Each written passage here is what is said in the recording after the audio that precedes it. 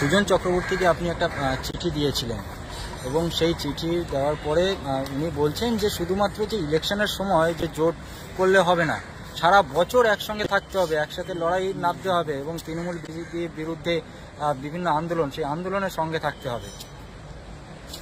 কেউ যদি দিবা স্বপ্ন দেখে আমি কি করতে পারি? আমার দোষ? কিছু বললে সিনিয়র লিডারকে কেন বলছে? আমি প্রত্যেকটা সিনিয়র লিডারকে সম্মান দিই। আমি সুজন চক্রবর্তী বাবুকে চিঠি দিই, বিমানবাবুকে দিয়েছি, আমাদের চেয়ারম্যান। বিমানবাবু কি বলছে জিজ্ঞাসা করুন, 1 নম্বর কথা। দ্বিতীয় নম্বর কথা হচ্ছে, সারা বছর মাঠে ময়দানে নেবে লড়াই আইএসএফ করছে। বিজেপির বিরুদ্ধে যেমন চিৎকার করছে, তৃণমূলের বিরুদ্ধে চিৎকার করছে। সিলেক্টিভ প্রতিবাদ আইএসএফ করে না। 3 নম্বর কথা হচ্ছে, জোট শেষ, ভোট শেষ, জোট শেষ আইএসএফ বলেনি। তিনি এখন পরলোক গমন করেছেন, তার নামটা আমি আর নিচ্ছি না। বামেদের সিপিএম এর কেন্দ্রীয় নেতৃত্ব তিনি গল্প শুনিয়েছিলেন, আমরা বলিনি। আমরা বরঞ্চ যখন জোট করতে গিয়েছিলাম, বিমান স্যারকে জিজ্ঞাসা করবেন, আমরা বলেছি এই জোটটা শুধু 2021-এর জোটে আমরা আসিনি, এটা সুদূর প্রসারী। আমরা বারবার একটা কথা বলেছি যে এই শুধু কলকাতায় আপনার ব্রিগেডের মাঠে দাঁড়িয়ে বলে দিলাম সংযুক্ত মোর্চা হয়ে গেল, পাবলিক হই হই করে বুথে ভোট দিয়ে দেবে, এটা হয় না। বুথ স্তর পর্যন্ত জোটের প্রভাব পৌঁছাতে হবে। এই প্রভাব পৌঁছাতে গেলে মাঠে ময়দানে একসাথে থাকতে হবে। বারবার এই আহ্বানটা আমরা জানিয়েছি। সুজনবাবুকে যদি পার্টির ভিতরকার সব খবর যদি না তার কাছে পৌঁছায়, আমরা কি করতে পারি? আমার মনে হয় তো পার্টির সব খবর সুজনবাবুর কাছে পৌঁছায়নি, ওই জন্য ওই দিন কথা বলেছেন। আমি সমস্ত সিনিয়র লিডারদেরকে যথেষ্ট সম্মান করি, সে যে কোনো পার্টির হোক, আমি সেই যে কোনো পার্টির হোক না কেন সম্মান দিই। আমি আবারও সম্মানের সাথে দিয়ে বলছি, দেখুন, বলতে হয় বলবো, অন্তত এটা কেউ করবেন না। বলার আমাদেরও অনেক আছে। বৃহত্তর স্বার্থের কথা ভেবে, বর্তমান পরিস্থিতির কথা ভেবে, মানুষকে যেভাবে তৃণমূল কংগ্রেস আর বিজেপি শোষণ করছে, জাতাকলে ফেলে, ধর্মের নামে কেউ নাগরিকত্ব দেওয়ার নামে, কেউ নাগরিকত্ব কেড়ে নেওয়ার নামে, কেউ ভোটাধিকার দেওয়ার নামে, কেউ ভোটাধিকার কেড়ে নেওয়ার নামে যেভাবে শোষণ করছে, এর হাত থেকে মানুষকে মুক্তি দিতে হবে। সেই জন্য আমরাও কিন্তু অনেক কথা চুপ করে আছি। আমি অনুরোধ করছি এটাই, এমন কথা বলবেন না যাতে আমাদের মধ্যে বিভ্রান্ত তৈরি হয়। আমি আপনাদের বলি, বিমানবাবুকে আমি চিঠি পাঠিয়েছিলাম। বিমানবাবু স্যার আমাকে ফোনে আমার সাথে তিনি যোগাযোগ করেছেন, কথা হয়েছে তার সাথে আমার, এবং এই পুজোর পরই তিনি বসার জন্য বলেছেন। এক্সাক্ট ডেট নয়, পুজোর পরই বসবে, কারণ তাদের একটা প্রতিনিধি দল চীনে গিয়েছে। সেই চীনে যে প্রতিনিধি দল গিয়েছে তার মধ্যে রাজ্যের সম্পাদক আছেন, ফলে একটু টাইম লাগবে। তাহলে এটা বলুন, তাহলে এই কথার সাথে সুজনবাবুর কথা তো কন্ট্রাডিক্টরি হচ্ছে। তাহলে সুজনবাবুকে আমি অনুরোধ করব যে আপনি আপনার দলের অভ্যন্তরীণ কথাটা একটু জানবেন, বলুন। তারপরে দাদা, একটা জনস্বার্থ মামলা আপনি করেছিলেন ওই বিদ্যুৎ পৃষ্ঠের মৃত্যুর ঘটনাতে, আজকে তার হিয়ারিং ছিল, এখনো পর্যন্ত কি? দেখুন, আমি কেন মামলা করব না? কলকাতায় কেউ সাইকেল নিয়ে মিছিল করতে আসলে তাদেরকে মামলা দিয়ে দিচ্ছে, তাদেরকে ধরে আটকাচ্ছে। কলকাতায় হকের জন্য রাস্তায় নামলে তাদেরকে আটকাচ্ছে।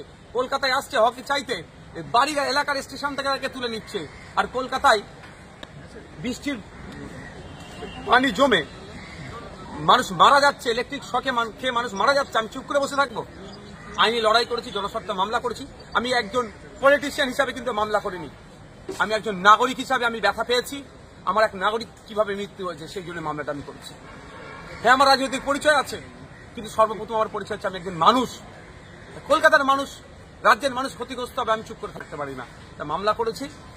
গতকালকে আমাদের মামলাকে গ্রহণ করেছে চিফ জাস্টিস অফ কলকাতা হাইকোর্টের বেঞ্চ। অলরেডি নির্দেশনা দিয়েছে রাজ্য সরকারকে, পৌরসভা, কর্পোরেশনকে, এবং সাথে সাথে বিদ্যুৎ দপ্তরকে, যারা কলকাতায় বিদ্যুৎ সাপ্লাই করছে তাদেরকে নির্দেশনা দিয়েছে কারণ জানার জন্য। আমাদের তো রিমান্ড রেখেছি, আমরা বেশ কয়েকটা রিমান্ড আছে, তার মধ্যে একটা তদন্ত কমিটি হোক, একটি রহস্য কারণটা কি পেয়েছি। পরের 7 তারিখে, নভেম্বরের 7 তারিখে ডেট আছে, তারা রিপোর্ট জমা করবে। ছেড়ে কথা বলবো না, আইনের মাধ্যমে লড়াই হবে। দাদা, 3টের সময় একটা বৈঠক হতে চলেছে ইলেকশন কমিশনে, সেখানে মূলত ইডি, সিবিআই, কাস্টমস, ডিআরআই প্রত্যেককে নিয়ে এই বৈঠক হতে চলেছে এবং শেষ নির্বাচনে রাজ্য কত টাকা বাজেয়াপ্ত হয়েছিল সেই বিষয়ে বিস্তারিত তথ্য জানতে চাইছে কমিশন।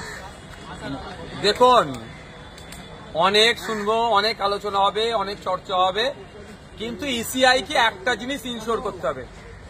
ইসিআইকে একটা জিনিস ইনশোর করতে হবে, নাগরিক তার ভোট নির্দ্বিধায় নির্বিঘ্নে দিতে পারবে, এটা বলতে হবে। গল্প শুনিয়ে কিচ্ছু লাভ হবে না, অফিসারদের ডেকেও কিচ্ছু লাভ হবে না। আমার ভোট যদি আমি না দিতে পারি, সুন্দরবনের প্রত্যন্ত এলাকার সন্দেশখালীর বই মাটা যদি তার ভোটটা না ইভিএম মেশিনে গিয়ে দিতে পারে, তার লাভটা কি হবে? এত ইডি ফিডি হ্যান ত্যান কাস্টম ডেকে ঘোড়ার ডিম হবে। যাচ্ছে দেখুক, ফর্মালিটি বজায় করছে করুক, কিন্তু আমি আমার এটাই যে আমি আমার ভোটটা নির্বিঘ্নে নির্দ্বিধায় দেবো, এই ব্যবস্থাটা ইসিআই করুক। তাহলে তো দুধকে দুধ পানিকে পানি বাংলার মানুষ বুঝিয়ে দেবে। আমাদেরকে শোষণ করা হচ্ছে, বাংলার মানুষকে জবাব দেবে। ব্যবস্থাটা করুক, আশা করব।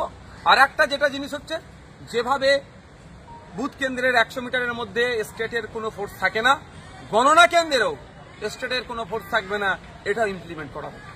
কারণ গণনা কেন্দ্র প্রচুর চুরি হয়, ওখানে সেন্ট্রাল ফোর্স থাকে না, সেন্ট্রাল ফোর্সের বাইরে থাকে, গণনা কেন্দ্রে ভুং ভাং লোককে ঢুকিয়ে শাসক দল এ করে। আর গতবারে যেটা সন্দেহ হয়েছে আমার, অফিসার যারা থাকে তারা হয়তো কোনো এজেন্সির লোক হতে পারে, আইডি কার্ড ধরিয়ে দিয়েছে। সুতরাং কোন গণনা কেন্দ্রে কারা